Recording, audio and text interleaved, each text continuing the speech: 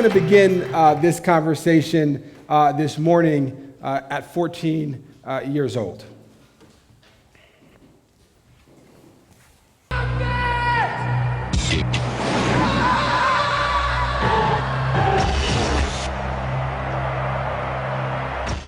Yes, that was me at 14 years old. At 14 years old, I thought I'd be a child actor. This is my big break, the Mortal Kombat commercial. But I love the arts, and I love the theater. I know everyone's like, want to watch it again? You want to turn that back and watch it again?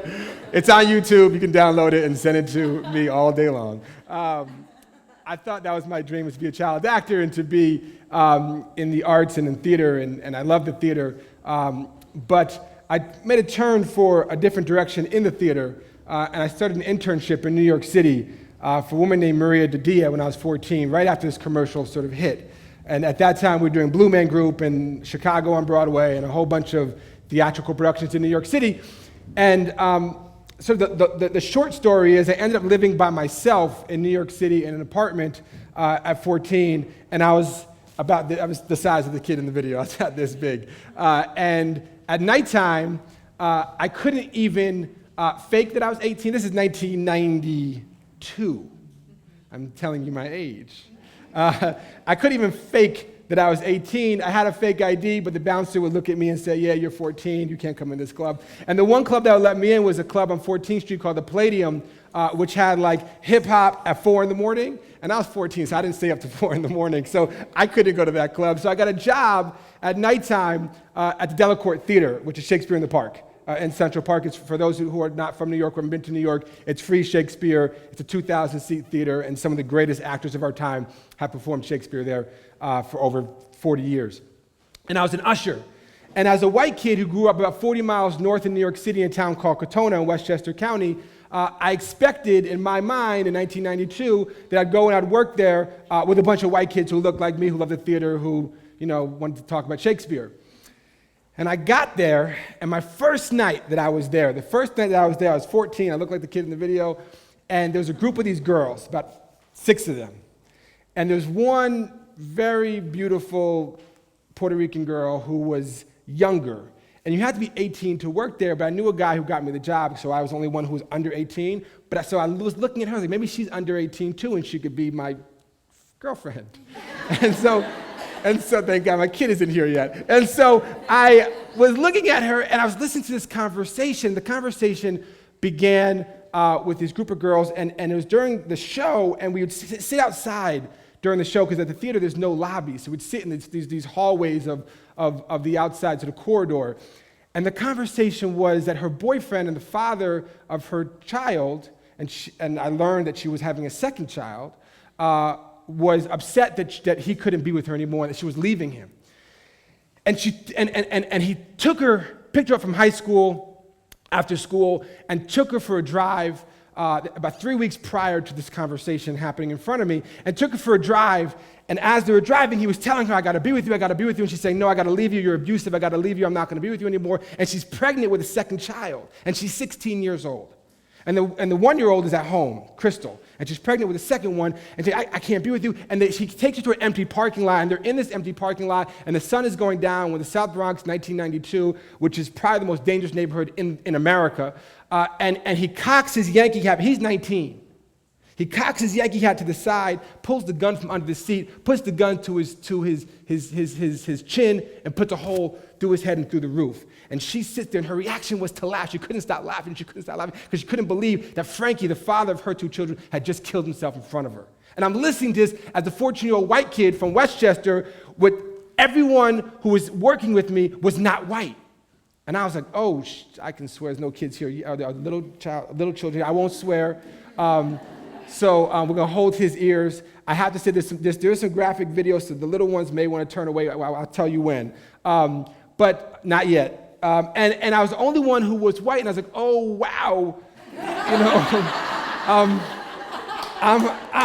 I'm a minority amongst this group of ushers, and this story that I heard was so foreign to me. But it was happening just 40 miles from the place that I was birthed. But I was in love with this girl in an odd, weird way, even though she was pregnant and she had boyfriend who had just killed himself.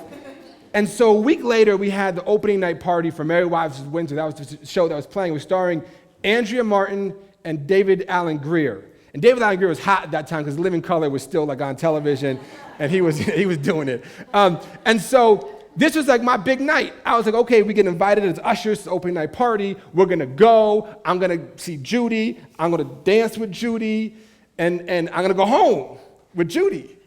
And so I'm walking to the opening night party, and the opening party is in this castle. I don't know if who's been to Shakespeare in the Park, right? So above the theater, there's this castle overlooks the theater, and that's where the open night party was, and that was like a big deal because we got to go to the castle and party at the castle. So I'm walking up to the party, and Fat Greg, who was my boss, we called him Fat Greg. This is no disrespect to people who are overweight. We just called him Fat Greg. And Fat Greg, who was the boss, he was like, Mikey, you're not going to the party.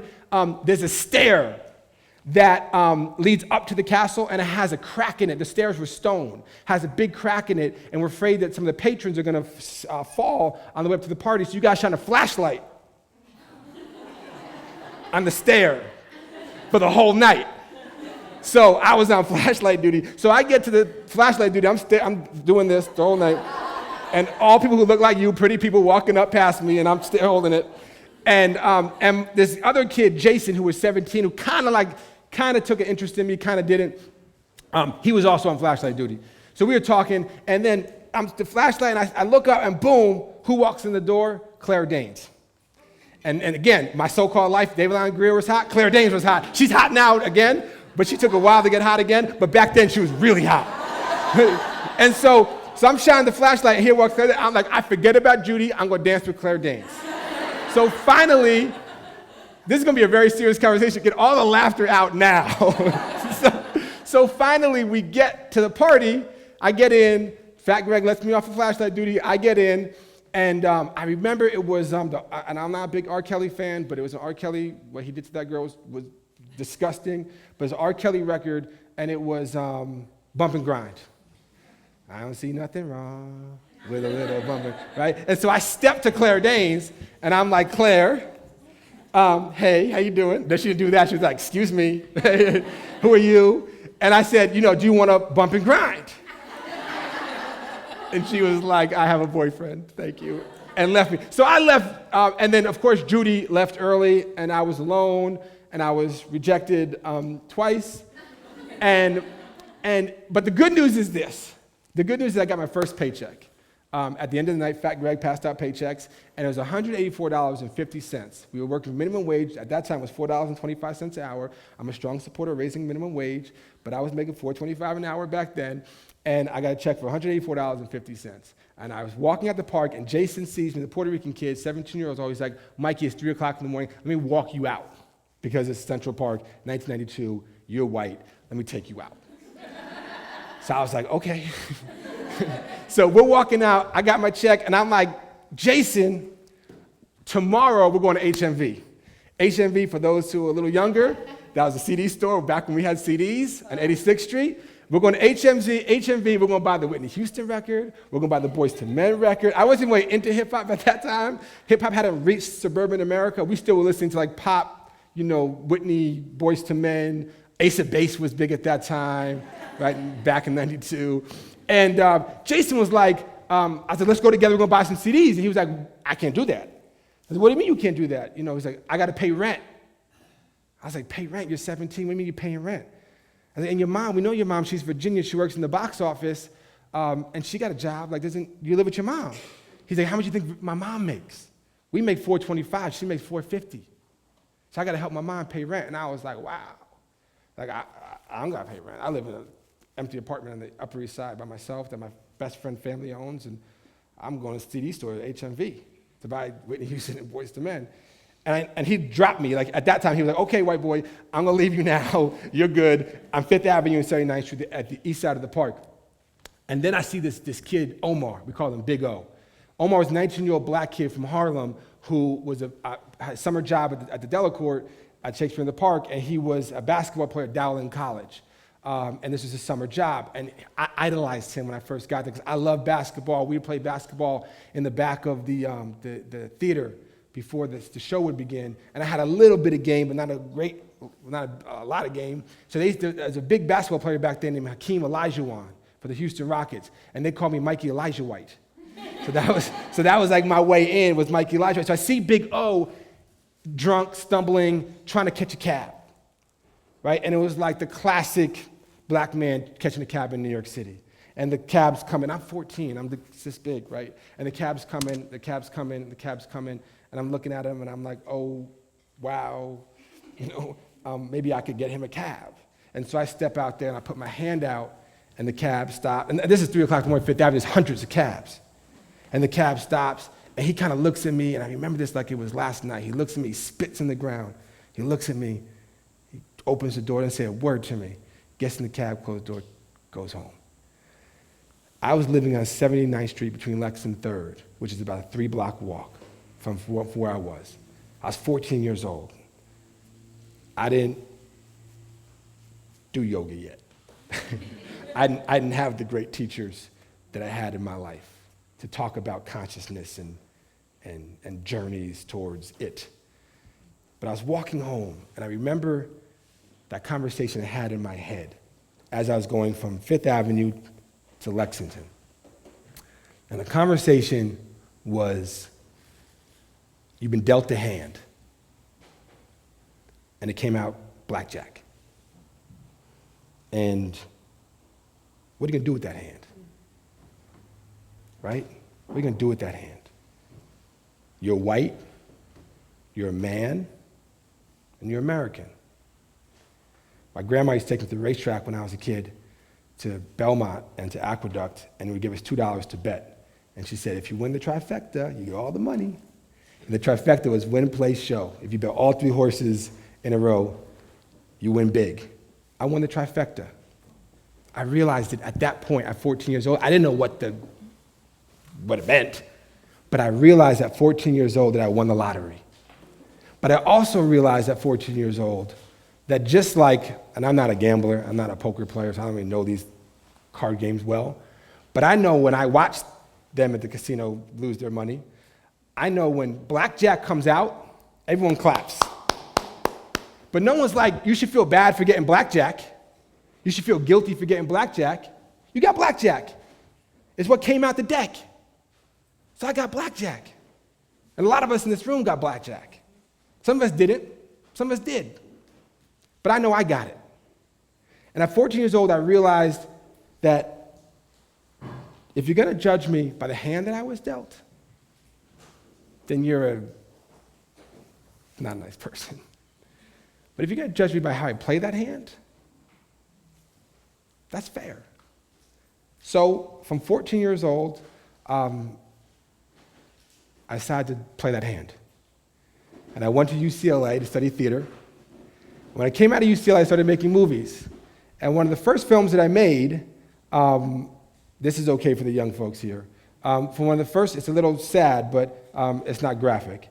One of the first films that I made was a film by a dear friend of my friend Rachel Goldstein, Mark Levin, for HBO, called Back in the Hood Gang War II, which is about the war that was happening in Little Rock, Arkansas between the Bloods and the Crips in the 90s. Little Rock had a higher murder rate than Los Angeles and New York in 1994. We went back 10 years later to find everyone in the film, and as you see in this clip, the OG, the leader of the Crips, had left the gang and went back to visit a guy who was in prison, who was in the hospital, who had been shot 10 times and paralyzed in 1997, and we went back in 2004 to visit him in the hospital. So you'll see LaFell Jackson and Blue have a conversation in the hospital. Let's just go back and just kind of tell me what you think about the road that you done traveled. All the things I done, they weren't even reasonable, really. With no reason to do them, you know. No reason at all. I thought it was gonna lead me to somewhere. Right. You know what I'm saying? I had too much wealth and fame on my mind. And messing with the guys that I messed with, I thought they was gonna lead me to my wealth. And it just seemed like a glamorous life. So I really hate it end up like this. I hate it too. Honestly. Hospital. Ostomy bag. Can't get no help really. That I can't walk.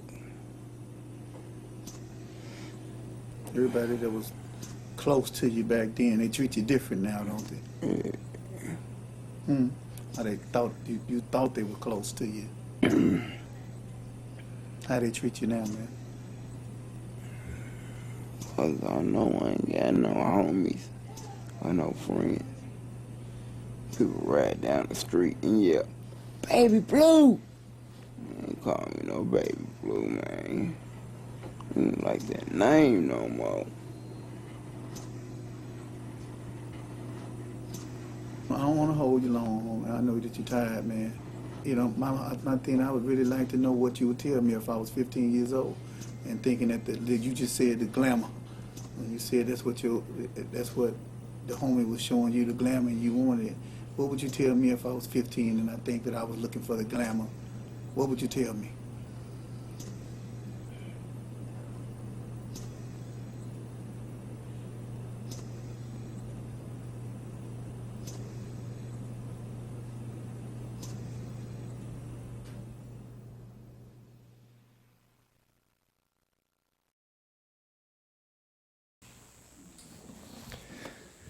So we made this film, and a lot of things like this happened while we were making this film. And one thing happened, it was July 2nd, 2002. I was sitting outside a crack house that LaFell used to run, the OG, the older guy in the video, and there was a 17-year-old girl, beautiful girl. She came walking up and sat down next to me, and she had a scar from her earlobe to her lip, which we call buck 50, which is 150 stitches, right? Just a cut, like a razor blade cut from here to here. And she was 17, beautiful, stunning, the attractive young lady. And she was waving crack cocaine like it was candy. And I was sitting there next to her. It was 3 and 4 in the morning. And I said, "What's your name?" And she said, "Bout it." And I was like, "What?" She's like, "Bout it. I'm about it." And I was like, "Wow, okay." She's like, "What are you, the cops, DEA, FBI? Who are you? We don't believe you're HBO. Who are you?" And through a series of conversations over hours, she told me her life story. And it moved me to a point that I felt we had to make a film about young women in struggle, and also about how I was going to play that hand was going to give a voice to the voiceless, give a voice in the filmmaking world to folks who didn't have a voice. So this scene is from a film that we made called On the Outs. It's a fictional film based on the lives of 3 young girls who were locked up in a juvenile detention center. This one is graphic, so if there are any young kids in here, the language is tough, and the situation is tough. So I would recommend if there are parents, you might want to take your child outside for a moment and they can come back in when it's over. This is a film called On the Outs. That's the shit, right? All right. What's up with that shit right there? She just defected. Me and Pooh bought that shit off some crackheads. Where the fuck's Milkman at? Send that bitch ass to the store. That nigga's a fucking asshole, B. Word up. He definitely is. Yo, I got the milk. Got that shit right there, man. Killer? Alright, yeah, I'm chilling. Let me see some of that shit. Where the blunts at, man? That's some fucking good shit right there. Who that out here? What the fuck is that? Okay. Look, dust in the house. Yeah, you got that beat. I'm in the building. Quilmo, What up, man? Doggy. Punky. Who that? This is Suzette. Y'all niggas. Okay. Yeah. Got any sisters, Suzette. man? Yo, wash your off, man. You better stop playing around them fucking Something courtyard. The schoolyards, man. Yo, Fuck put you. one together. The house is a bit shaky. A lot of roaches. Why the fuck are you talking about my crib when you fucking living here, man? I live here, yeah. Man, coming here on GQ, ain't got no fucking way to sleep. So I'm saying you are wrong with that nigga. Huh? I look good though. Yeah. You the cleanest motherfucking bum I know, nigga. Yo, pass that shit, man. nigga. What the fuck y'all doing? Shit. Fucking y'all punks, man. That shit. But she's just kind of young, man. I feel kind of like illegal doing that shit. Yo, Milk be shitting on him, son. You better get used to that, nigga. You gotta answer your girl. Look at that. Shut the fuck up. Don't listen to these dickheads, man. What about them crackhead bitches you be fucking and you be fucking? You got a crackhead bitch. Wifey is a crackhead. Fuck out here. That bitch had the same drawers on forever. Oh no. Fuck you, this is my fucking You fucking your mama. This ain't your crib. Once some crackhead bitches come in, boy, they running shit. Fuck you. Yo, look at the nigga. And fuck you. And fuck you. Yo, that's all this nigga know how to say is that shit, man. You Fucking stupid chill. ass. Just shut the fuck up and chill. You ain't gotta say shit else to me. Fucking talk to my dick, nigga. Fuck out Boy, here. that's some next homo shit right there. Talk to your dick. Your mama was talking to my dick. Oh. Yo, chill, son. What's Talking poppin'? about you fucking Yo, idiot. son, y'all wildin'. Easy, man. Yo, it ain't worth it, man. Shoot me then, nigga. No. It's cool. It's cool. We can handle this like you know. How about this? Come on. Handle that shit, nigga. It's fucking Pull one out a bullet gun, you right in better there. use that shit, nigga. It's fucking one bullet in there, right? Yeah, yeah. Yeah, put that shit on the table. You need to shut that shit right there. Right now, let's go. Y'all wildin', son. Yo, y'all wildin', son. Let's do it. Yo, y'all wildin'. Go ahead, you talking shit. What's up, Milk? You little faggot, you down, doing Yo, what's up? Come on. Easy. Come on, Milk. Yo, Come on, yo, Milk. we about to bust Let this me shit, see it, boy. Milk. That's good. Come on. Look, Aight. got your mouth. Let's see what you about, man. Alright, for real. Yo, what you Let's gonna fucking do? do this shit, right? Chill, son. That shit is serious, B. Yeah, serious, for real. fuck Something that, like man. this. Get the fuck off me, you fucking punk ass bitch. son. Fashion. That's what I'm talking about. That is what I'm fucking talking about. What you talking about? Yo, what's Niggas that? is crazy, man. Yo, that nigga That's did not not what I'm just talking pull about. that I shit, man. fucking did right there. I ain't no I ain't put Shut up, What now? Bugging, B. Take that right there, son. Yo, you bugging, kid. I don't want nothing to do with that, son. That's straight up. Y'all niggas is wildin', kid. Here, you started that shit. You finish it, motherfucker. Don't put that shit in your hand, please. She's crying over here, yo. Pussy nigga. We gotta do this shit. Yeah, who pussy now, nigga? Fuck off, nigga. Yo, fucking chill, man.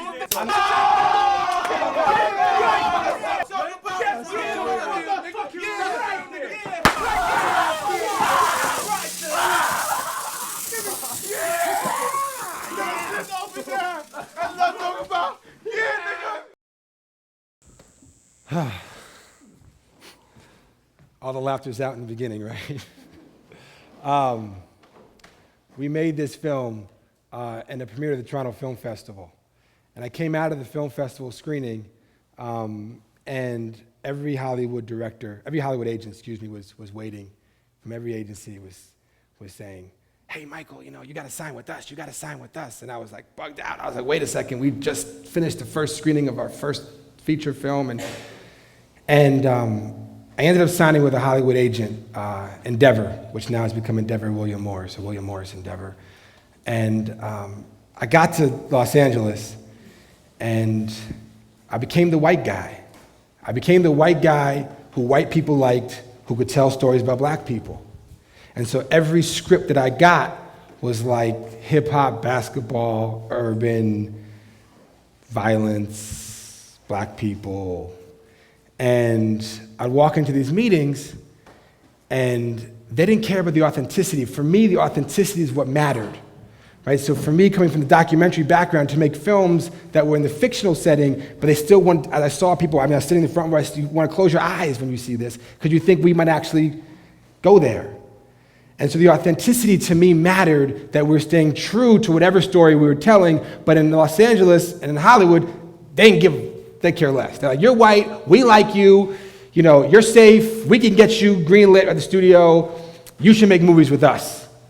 And it made me really uncomfortable because I felt that there were so many other filmmakers out there. There was women filmmakers or filmmakers of color that weren't getting into these spaces, but just because I was white, the doors were opening. And nobody was afraid of me. Even though I was making films that would make you cringe. But nobody was afraid because of the color of my skin and because I could dress a certain way that made them comfortable. So I was in Canada in 2008 making a movie about food, a documentary about genetically modified food.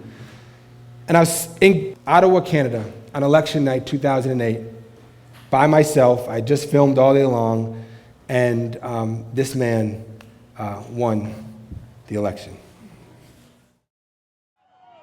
If there is anyone out there who still doubts that America is a place where all things are possible, who still wonders if the dream of our founders is alive in our time, who still questions the power of our democracy, tonight is your answer.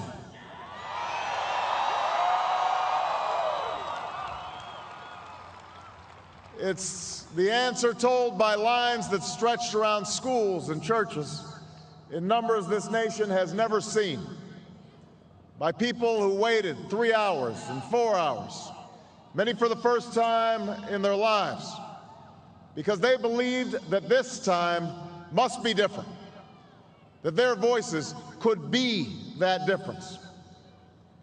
It's the answer spoken by young and old, rich and poor, Democrat and Republican, black, white, Hispanic, Asian, Native American, gay, straight, disabled and not disabled, Americans who sent a message to the world that we have never been just a collection of individuals or a collection of red states and blue states. We are and always will be the United States of America.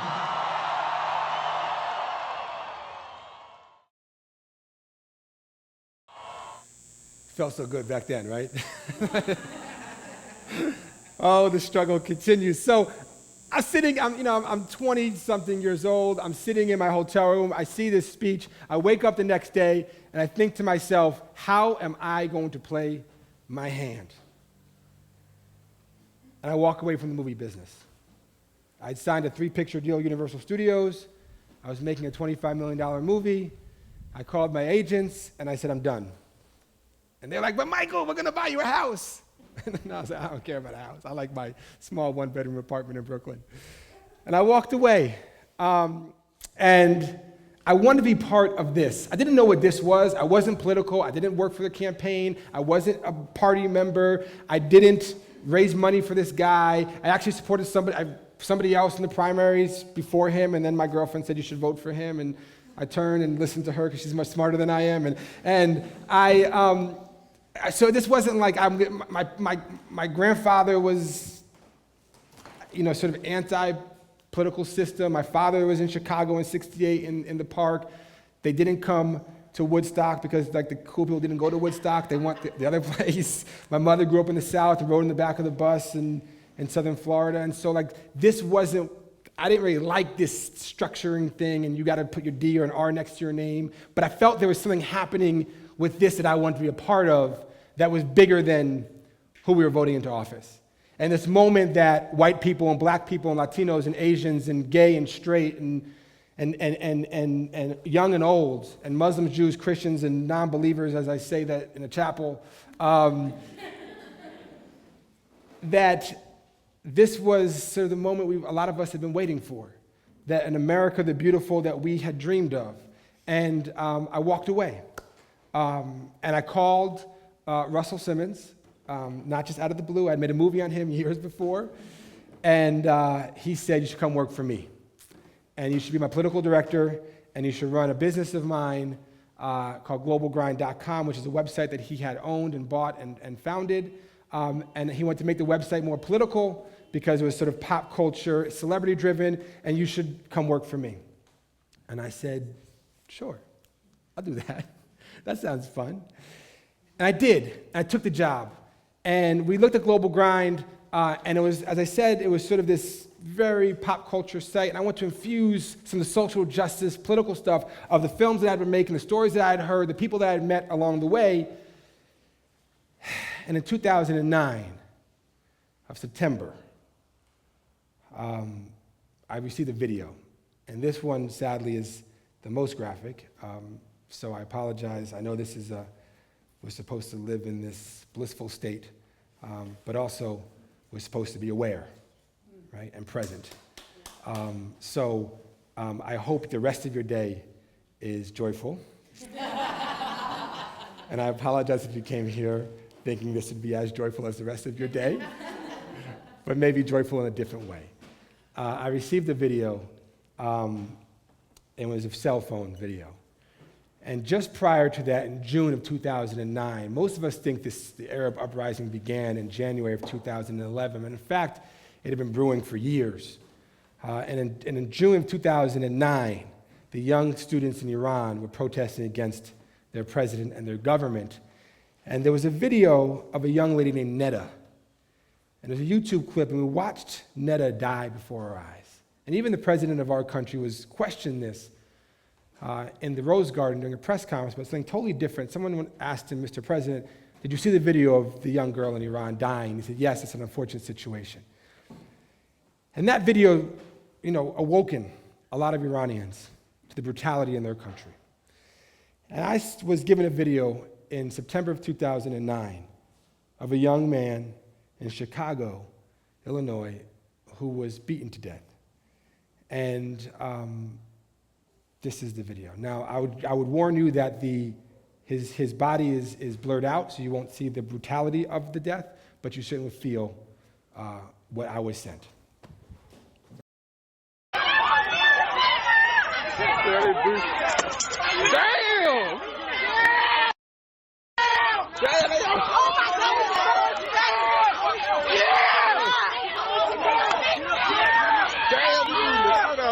Damn! Put that nigga to sleep!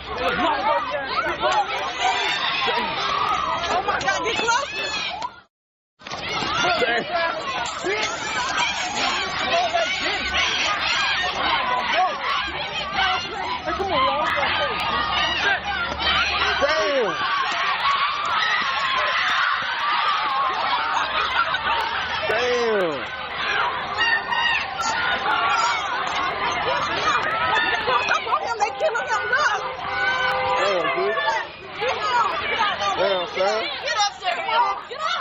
Pick him up, dude.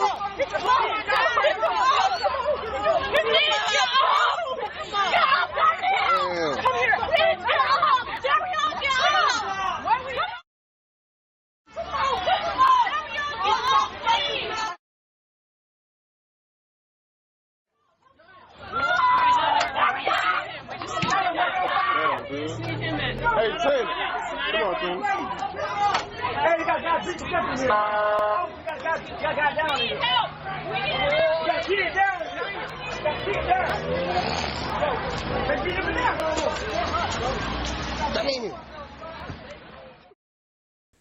So I was sent that video, and nobody was talking about this death in Chicago. The media wasn't talking about it. My friends weren't talking about it. The internet wasn't talking about it. And it reminded me of a conversation, and we can go to those photos, of a conversation that I had with a friend of ours, of this community, Cory Booker, who is the mayor of Newark, New Jersey, and soon to be the senator of the state of New Jersey, about what happens when black children die. And we talked for into the night about what happens when black children die. So when white children get killed, we know their names. This is Natalie Holloway, who was killed over almost a decade ago. It's a name that many of us have in our vocabulary. This is John Benet Ramsey. She was killed almost 2 decades ago. Again, a name that we remember, a face that we certainly remember. This is, for us New Yorkers, this is Elon Potts. He was killed almost 3 decades ago. And they trying to look for his body. Just 6 months ago in New York City, his face was on the cover of every New York City newspaper. He was killed in the 70s, and he's a name that many New Yorkers certainly know. But when black children die, we don't know their names. They're a statistic, they're a number. The number is 342nd homicide of Chicago this year. Or last night, there's 11 people shot in Chicago. Last night, 2 of them were killed. We won't know their names. We won't talk about their names. Last weekend, there was 46 people shot in Chicago, just last weekend, and not one person we know their name. In New York City, 3 weekends ago, 11-year-old girl was shot in the neck and paralyzed in Brooklyn. Crossfire, they missed. They shot her in the neck. We won't know her name either. But this young man was a young man in the video. And I thought just maybe, who here is on Twitter? Who here was on Twitter in 2012 2011, 2010, 2009. The founders of Twitter are here. Yes, thank you. Thank you for having us, and thank you for paying for this lovely event. We're very happy. So in 2009, not many of us were using social media, and I said, maybe we just could get his name to trend. Let's just get his name to trend on Twitter. And so we started a simple thing. He has a name, Darion Albert. That's Darion. And in 6 hours, it trended.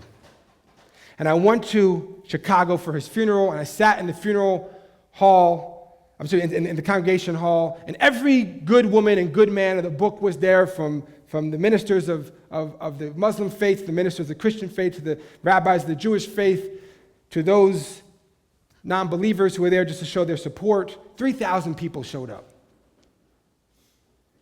And we had this young man's name, just some dignity to his life. His parents could say, people will remember my child. And not just another black boy killed in the city of Chicago. And I got on a plane that night, and I came home to New York, and I got a phone call. And the phone call said, would you come to Queens, and will you sit with the mother of a 13-year-old child who was murdered on Friday, Donna Hood, whose son was walking home from school, was a block away from a gunfight, and they missed, and just like little Tutu, who was shot 3 weeks ago in Brooklyn, young Kevin Miller was shot in the back of the head with one bullet and killed and murdered.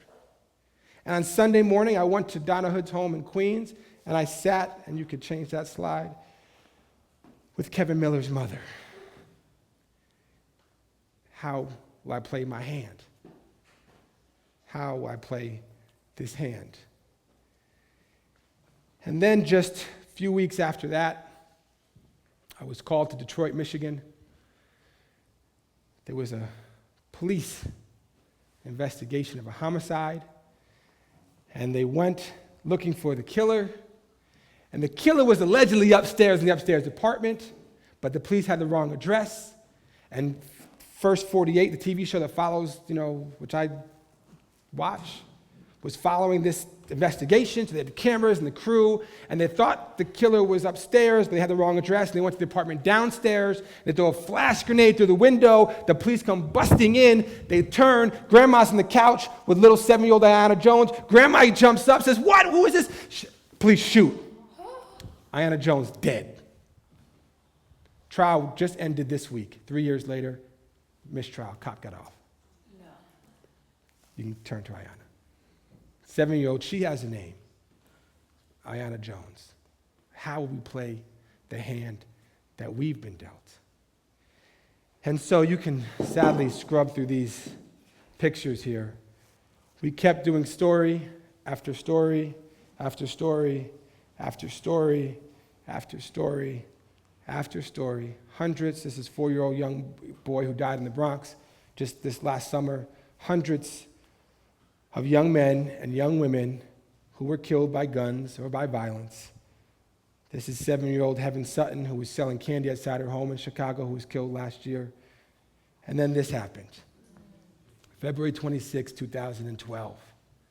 I was sent a story from a local paper in Orlando, the Orlando Sentinel.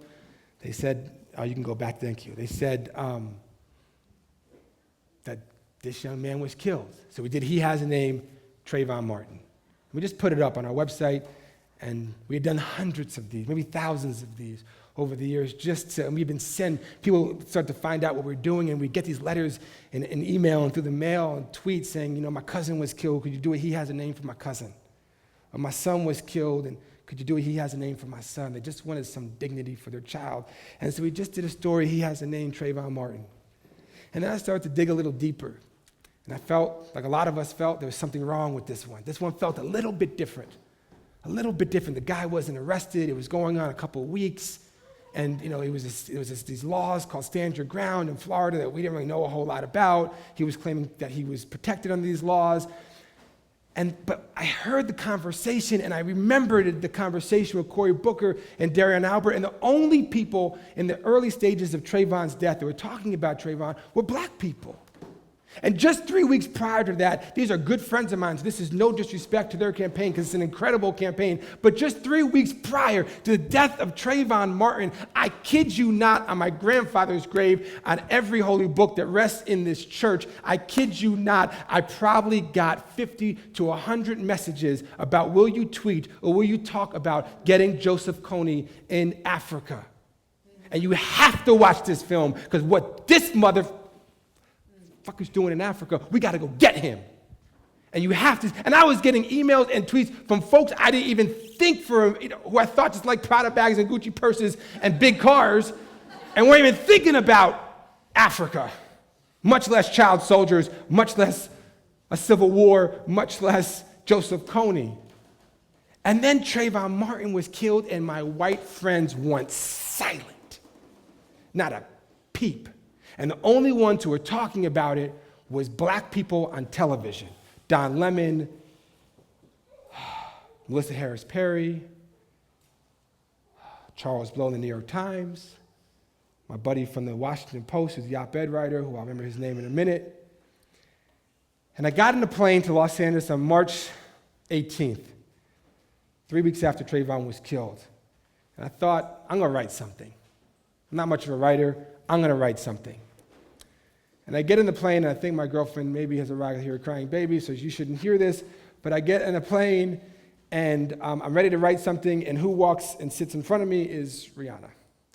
And I'm like, she's so damn beautiful, I gotta look at her the whole thing. I can't think about a dead kid and writing a blog about him. Luckily, she falls asleep, so I was like, I'm gonna focus on my blog.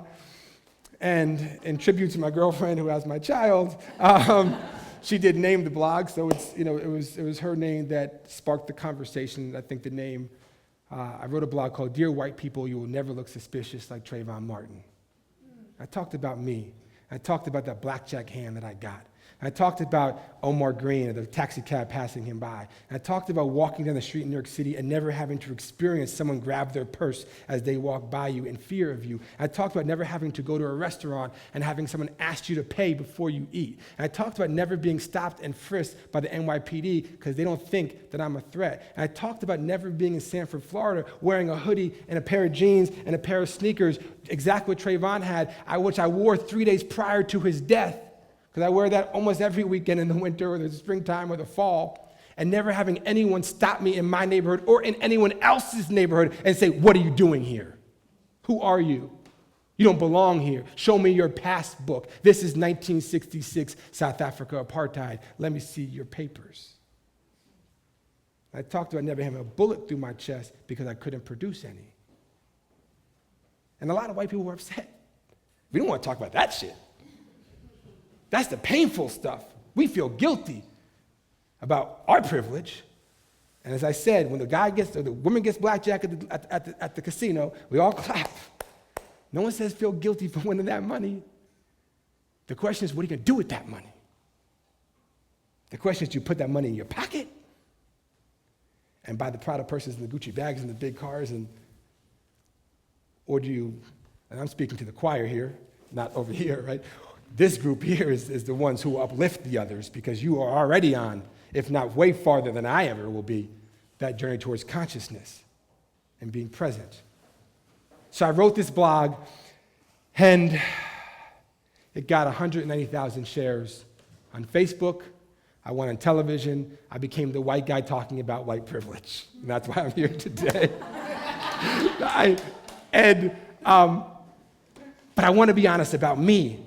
So the piece was about me. What I've talked about so far was about me, how I play my hand, not how you play your hand. I was taught when you do this, it's 3 at them and 2 at you. So I focus on the 3, because 3 is bigger than 2.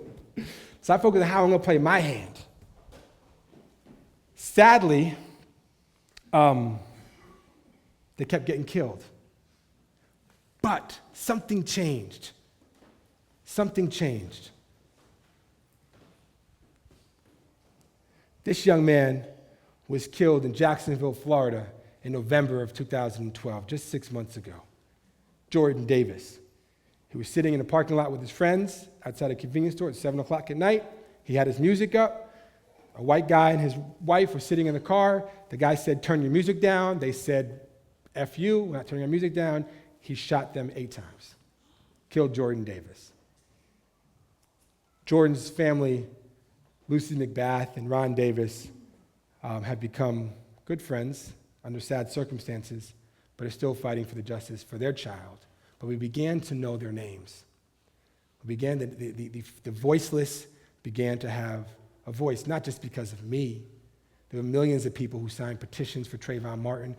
Many folks in this room, I'm sure, have tweeted and Facebook posts about Trayvon or about Jordan or about what happens in Chicago. And then, my last slide here, if you will, this happened.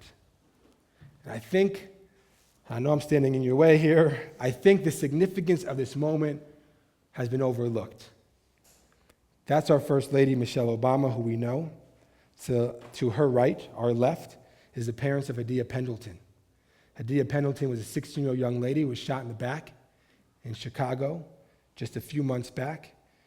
And it was the wrong person, but she was not in the wrong place at the wrong time. She was in the right place at the right time with her friends after school, hanging out in the park, having a good time, as any 16-year-old should do.